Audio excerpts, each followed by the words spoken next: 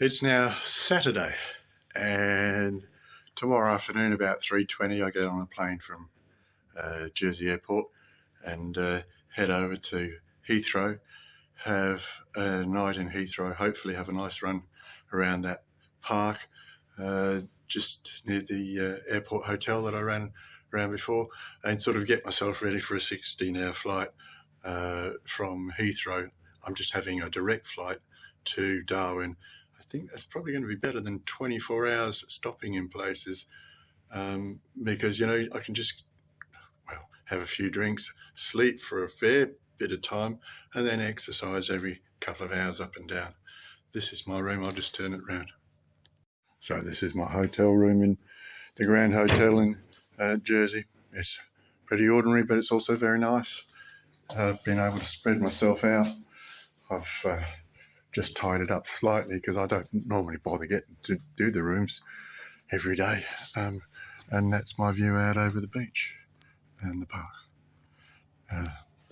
After hunting dolmens and historic monuments, my knee gave out yesterday.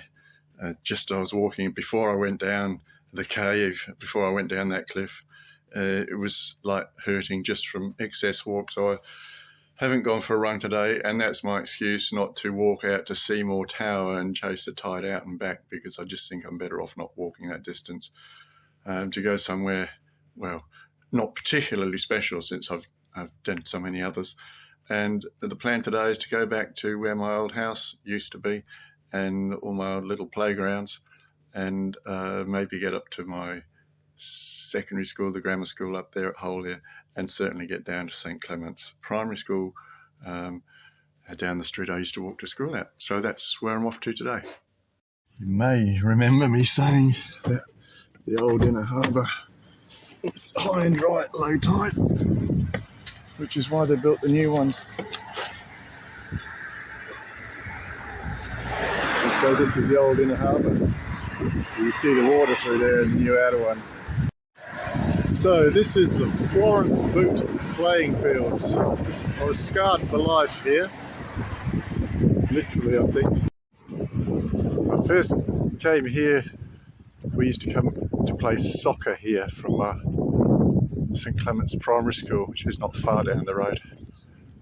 And I pretended I didn't like playing soccer because I couldn't afford the shorts, or my mum wouldn't buy the shorts for me or something like that for the team shorts. And you're supposed to have a pair of shorts that match the rest of the team when you're playing against another school. So I stood on the side and watched and told the teacher I didn't like playing soccer. I was new at the school. And then, oh, see that blue house over there? I reckon it's a house like that we had dinner with the Lakeman family, Mrs. Barbara Lakeman. And there was, or maybe it's over there, but I think there was a high jump pitch here, high jump sand pit. You know, in the old days we used to land in the sand.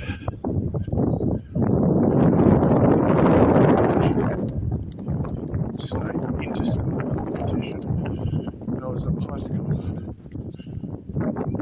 My dad, who was a sports teacher, never took particular interest in any of his 4 sons sporting, happened to be there as the state the island coordinator.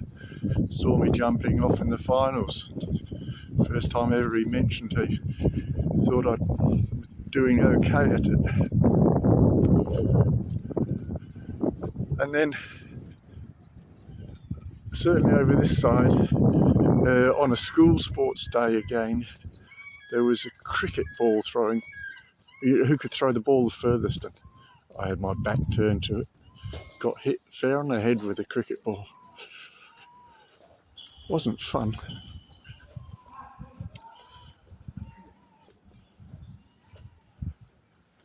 Looking to see where the high jump is. I reckon it was over there. Well, this is obviously the track and field. Yeah, and there's the very high jump pit. Actually, it's a long jump pit that's set up for at the moment, but that's where the high jump pit was too. Well, there you go. Florence Boot playing field. Scarred for life on the sporting arena. I'm pretty sure that's why I overreacted when I had sons and made sure that whenever they wanted to play any sport, that they would have an opportunity to do it, and I'd get the kit for them. I must have spent $1 million in sports shops. But, you know, I do think well, there's no doubt that organised sport is the best sort of sporting activity for young boys and men. It keeps them off the street. Statistically, the surveys all show that if you're involved in an organised sport, you're less likely to be a delinquent boy. That's just a fact. So this is St Nicholas's little parish church. It's not St Clements Church, it's not the parish church, it's just a small local church. It's amazing how the beach looks so different when the tide's out, doesn't it? And my older brother and I used to walk. You can see the white tower just behind me there. That's where I'm going next, to my old home. And we used to walk along the seawall or along the beach, and we used to be given sixpence for the collection plate. And there's shops just around that next corner. We used to go down there, buy something for threepence, and put 3 pennies in the collection plate instead.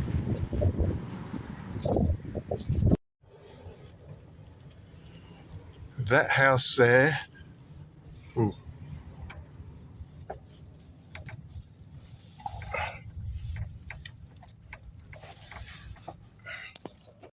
So this is our beach, and you can see where they drain the marshes. That black sort of rocks there covers the drainage pipe which drains the marshes. I remember when they built that. I remember putting the pylons in down through the beach. And you can see the gully out through between the rocks. So there's black rock and sandy and bollards. And this bloody house here, still here, hasn't changed. I used to deliver papers on the bicycle, paperboy. And I was riding around to deliver the paper to that house there, and their bloody German Shepherd dog bit my foot while I'm still on the pedal of the bike. And then they had the temerity to come out and say, "Oh, don't be afraid of the dog, he won't hurt you." I said, "Bloody thing bit me." So that's Marine Island. We were the other side of that, just around the corner the other day, down by Witch's Rock. And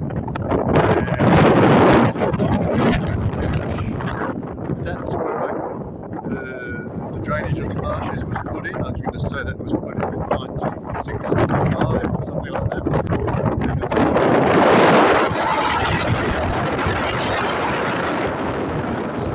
It's funny. My beach was down here at the next slipway, but we used to go out down the gully. We call that the gully. It's down between the rocks. We'd often, well, the tide comes right up here. You can see the rack line, the seaweed line. We used to walk along here, beach combing, and you see the power station tower. That was built while we lived here too. And all that land to the left with the rocks are, that's all reclaimed piles of rocks, and that's basically was a rubbish dump for years, which have now covered over.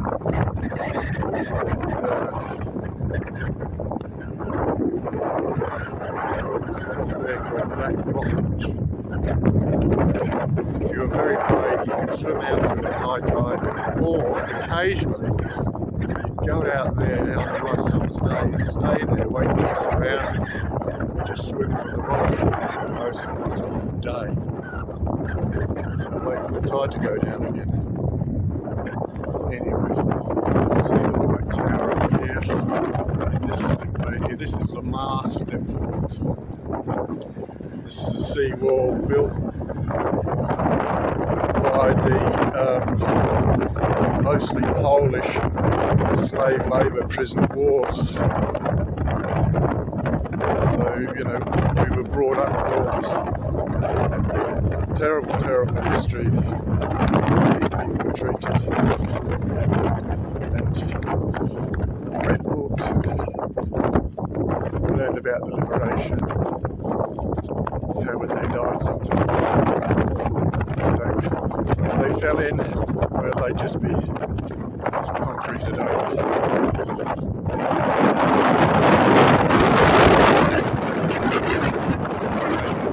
This is not real, never bother coming back here again. These toilets.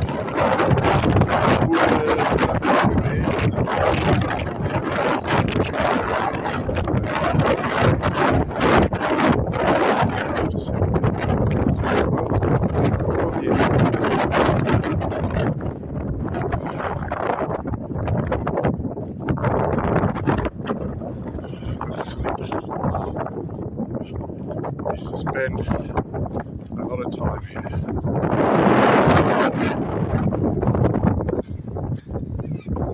That's more Pittsburgh Lane.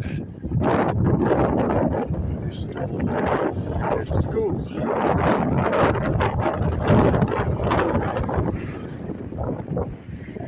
This used to be a cafe, the building did.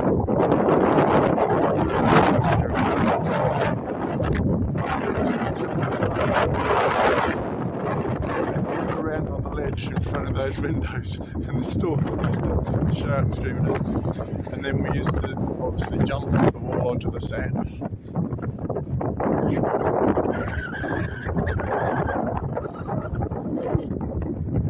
There's a little pool down in this rock that we go down to. There's a horse and cart coming up. Goodness me.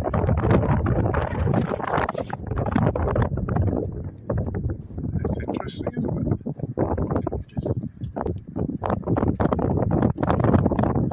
Anyway, just come down from there. So my house is not one, but two. That one there, except it was a single-story cottage that's been demolished and a new house put up. And the people who lived in that house there, what were their name? Elias. And they had a daughter, and she got run over and killed just out in front of their house there. Sad story. These are all the worm casts.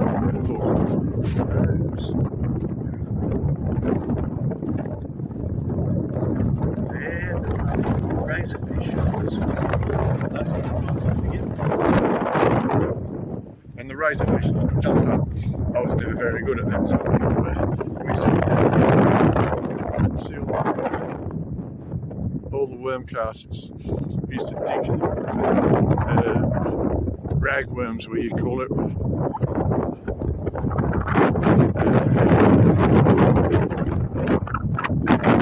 Now then, this rock here, I better go back to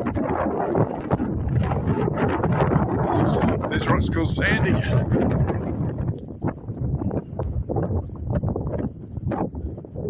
haven't been down here for 20 years. I did bring the boys down here, but they weren't all that interested, obviously.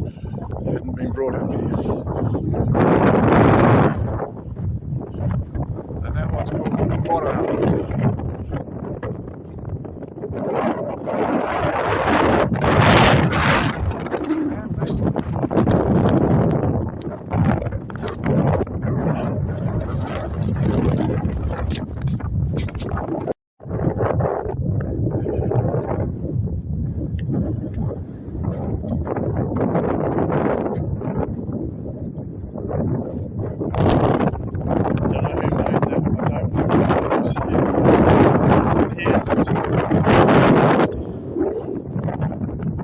At least.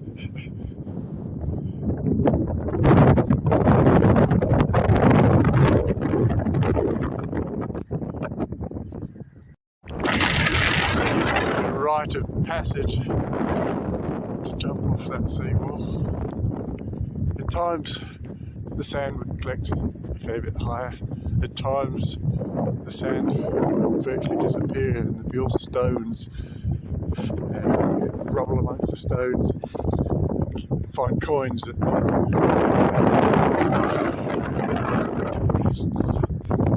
it's always a disparaging word. Tourists.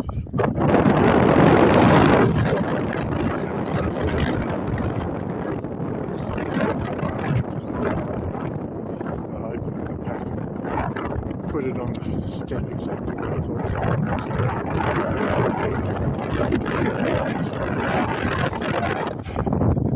Squished up between his toes.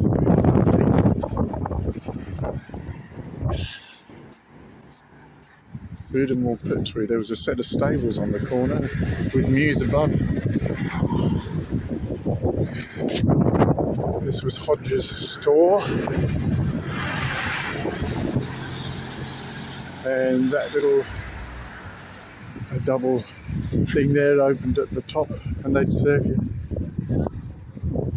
I don't know who this garden belongs to, whether it belongs to those places or not.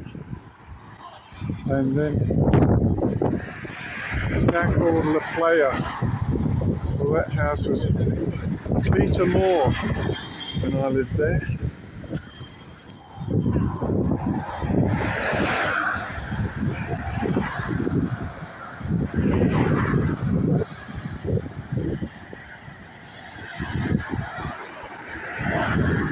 And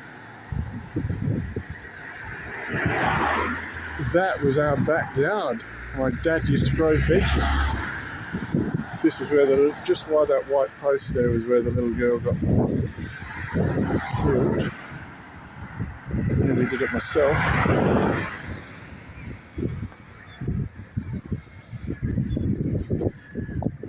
That little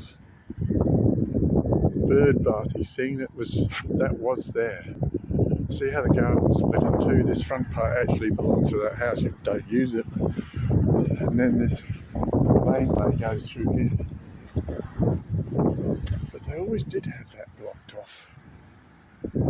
Actually, there was a gate. At least they made it pedestrian. That would be where we used to walk to school, you see, out of the front door here. This laneway goes right the way down the back. Those stars, but I think they must have been there too. It's always been like that. And that was the back lane. Veggie garden. Anyway, that's my place. One last pan of what used to be my playground for a very long time.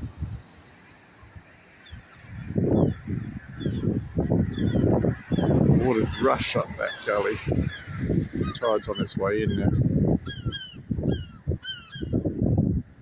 Oh, mustn't forget Car Rock.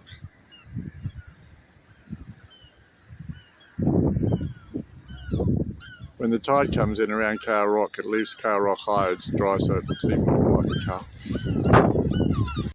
In the summer months, we used to collect the bottles, Coke, Fanta, things like that on the beach that the tourists would just leave behind sometimes. We got them from, as the kids do today. And they'd be like, I think, threepence a bottle. Quite a lot of money, And so there's quite a lot of competition for collecting them. We used to take them back to the shop, get the money back. That's how I saved up for my scout uniform. And then there's a shop up here which I drove past when I was at Witch's Rock the other day, so I know it's still here, so I'm walking up here. And this shop started to refuse to take the bottles back because they didn't like to manage the numbers of them, I suppose. And so they started only taking back the bottles that were sold from their shop. And how did they know that? Well, when the bottles came into the store, the guy used to paint a little grey circle.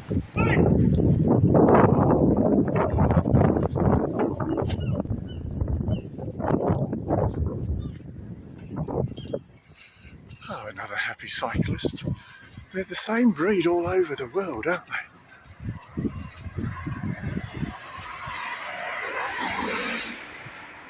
I don't know what he was shouting at. Some other road user who actions he didn't approve of, one imagines. Made me freeze. Anyway, so he painted the bottom of the bottles with grey. So what we did for a little while after that, well, I should tell you when we get there. So this is the store just here, a few hundred yards up from where I was. And there's a little lane road round the back. I'll change the camera. Store's still here, looks like it might be closed though. Nothing at the windows.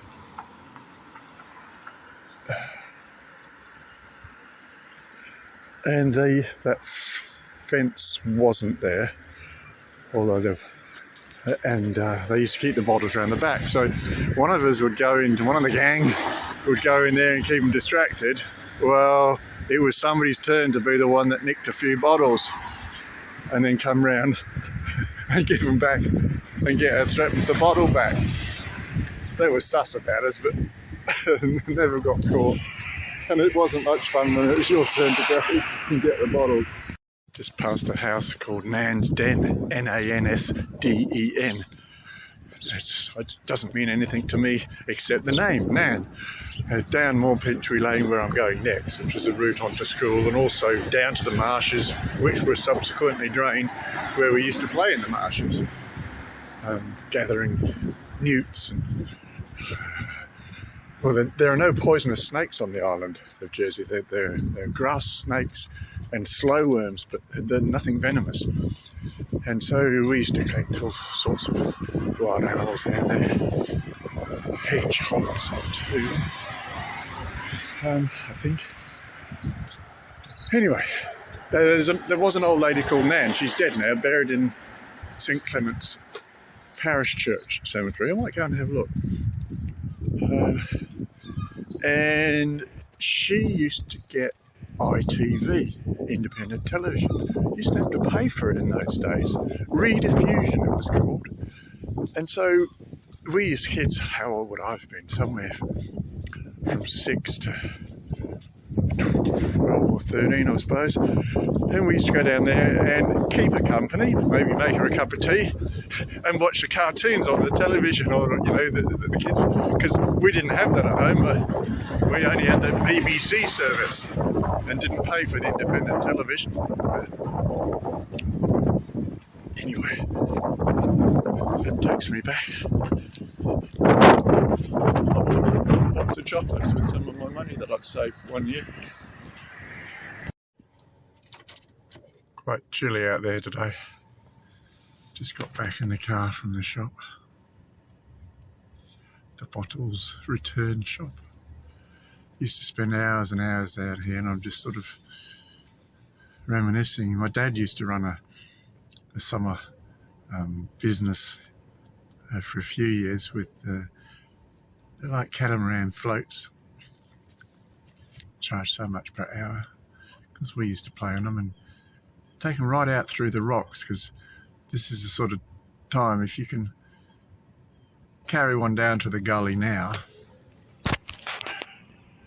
in summer obviously, and then just paddle it out a bit, and then as the tide comes in, filling in all the different channels, you could sort of, sometimes the tide would go racing through a channel. You could have good fun on the pontoon, very shallow draft. Other times this is where we'd low tide fish. Carl Rock was about as far out as we ever used to get, which not the furthest rock out the back, about 3/4 of the way out the back. And some of the gullies were easier to walk down than others, and some of the gullies had nice that rock pools that were sort of knee deep or ankle deep. And then they'd be the ones where the crabs, and especially spider crabs were the most common, would be in the water, and you could just sort of pick them up. I don't want you to think it's that profuse, you'd be happy to get one or two. And just on that gully there, behind that man with a walking dog, that one is where my dad occasionally used to set a trot line, you know, between two rocks with the row of hooks on, and went to spinners in the end because the hooks would often be debaited without the fish being caught. But if you put spinners on, then they weren't debaited. And you occasionally get some nice fish. Not that often, it has to be said. Anyway, this was my walk to school. From the house, which is 2 doors up that way. Come down this laneway here.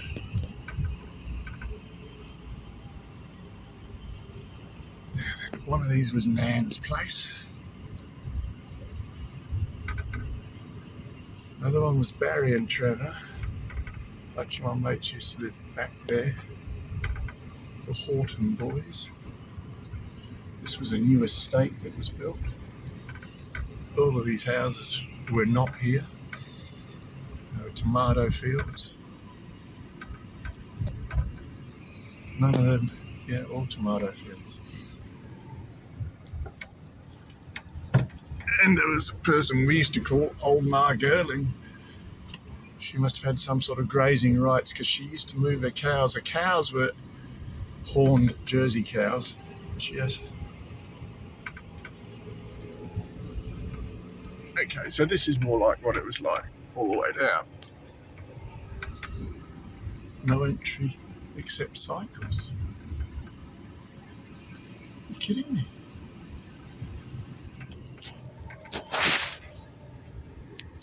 Yeah, I've just spoken to some people who are walking. And yeah, it's been blocked off. We used to walk down. This is the way to school, Montpertuis Lane.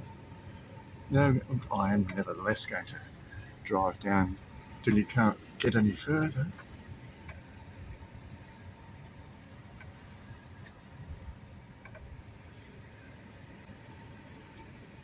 Look at me.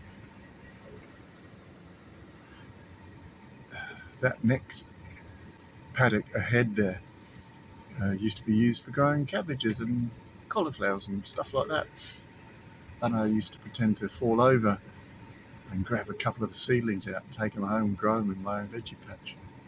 Well, this white building here is my old primary school. My old school. And I remember walking home in the rain one day. And the teacher said, "This is nice weather." I was an infant child, I don't know. I remember saying, "Nice weather for ducks." And he laughed, and I laughed. Obviously an old joke. St. Clements Parochial School, 1901. It's been closed down as a primary school, I believe, but taken over by some private. I wonder whether I'll be allowed to go in. That would be nice.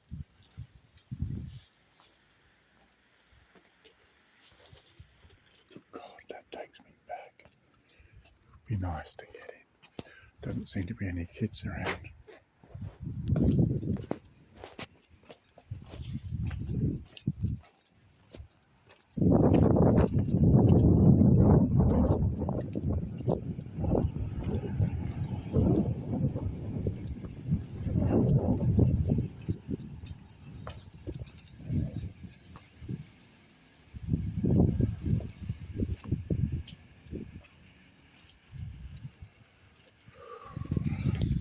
Ring the bell and ask.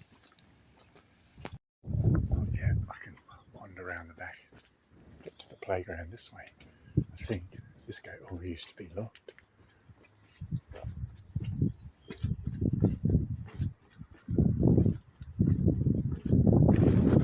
There we go. I remember running races with Alan Pittman. Yeah, he always used to just beat me. And swimming pool here, and I had my first real school photo in this backyard. The library was upside down, and there's a gate that goes out here. A guy called Andrew Lasser picked on me for some reason. Oh, I know what he said. He stood by the gate and said, "You can't come out this gate." That's what he said. Bloody hell, that does. He stood there. "You can't come out this gate. You can't go this way. You have to go all the way around." So I had a fight. Got him in a headlock. Punched his head a couple of times. He had an asthma attack. The other kids said you shouldn't have picked on him. He's a centennial's son. So I didn't pick on him. He picked on me.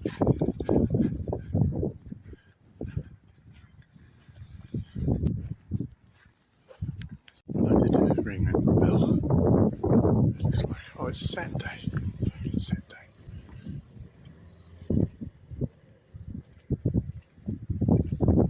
So I guess no one's here today. If I had to come yesterday, then there would have been kids and I wouldn't have been able to go through anyway. Okay, so that's all right. I can remember.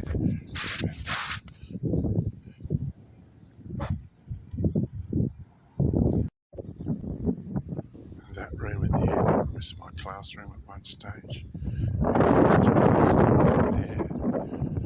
Miss Riv had a classroom at this end where she was where you went to learn your times tables all year. That's basically what she taught you. I think that's when you're 8 years old. Then upstairs to senior classes. I talk a lot about Liberty here. Liberty bus station, Liberty Wharf. 75 years, you see, since they were under occupation. That's a photo of a girl who was 12 from her German occupation identity card. She's now 92. Well, here's a happy accident. I'm going to go to the Jersey's museum that I just called in. Here to the cafe. Used to work in the kitchens out the back, the Pomme d'Or, when I was a teenager. So I've rested my knee up today. You'll see the video where I went mostly diving, very little walking. And the tides are really good tomorrow to go out to the Seymour Tower. And also, my plane doesn't leave till 3:15. So I'm hoping that if all goes well, I'll get up. I shall probably eat breakfast tomorrow. Normally eat breakfast, as I'm constantly saying, but I shall eat breakfast tomorrow in the hotel because then I'll fly all day and then I won't have lunch or anything like that, and I'll eat when I get to Heathrow. So that's the plan tomorrow. Walk out to Seymour Tower, something that I have not done since I was, I'm going to say 12 or 13 years old. So that has to take that from 68, you know how long it was ago.